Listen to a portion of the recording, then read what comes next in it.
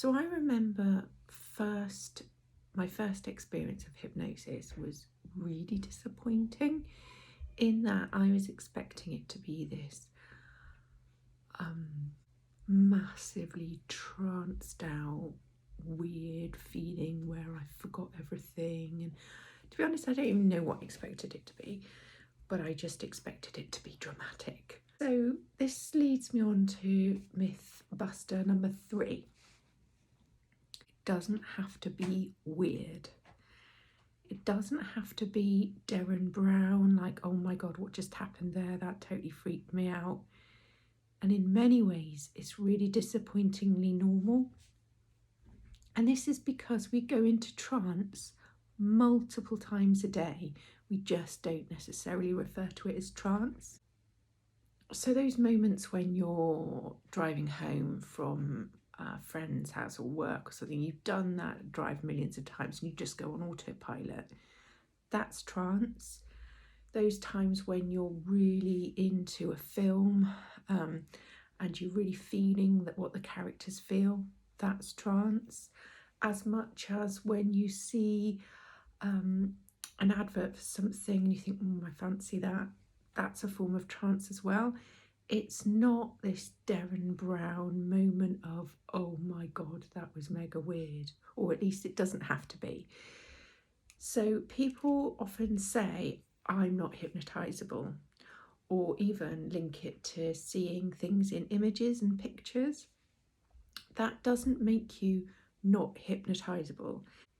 So I want you to start thinking of hypnotherapy as something quite different from the hypnosis acts or stage hypnosis. So what hypnotherapy does is it accesses the subconscious mind, which we all have. So by saying I can't use hypnotherapy is like saying you don't have a subconscious mind, which is of course nonsense. But unless you are particularly highly suggestible, then no, the stage hypnosis isn't going to work for you.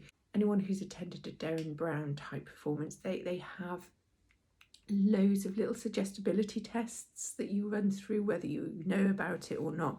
And they sort of wean you down to the very small percentage of people that are actually really good subjects for some good TV or some good shows.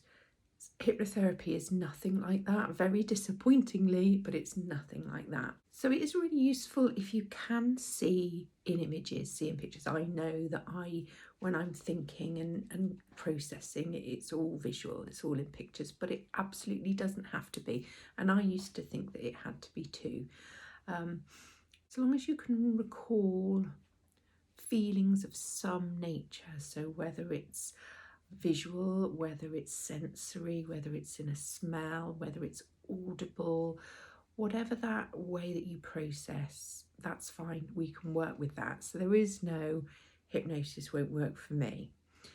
There is, though, a commitment to it. If you aren't going to commit to the hypnotherapeutic process, then it is unlikely to work for you, but that's very rare. One thing's really important to remember, though, is that the subconscious mind is there, as I keep saying, for this one reason. It's to keep us safe. It's not there to keep us happy and fulfilled. It's there to keep us safe. So if it thinks, which it will, initially at least, that this process that we're doing is going to change that status quo, which is why we're there, we want to lose a habit or something, then it's going to hold on to it, it's going to resist it, it's going to try and keep it because it thinks it's served you well. And at one point it would have served you well, but it's just outdated now.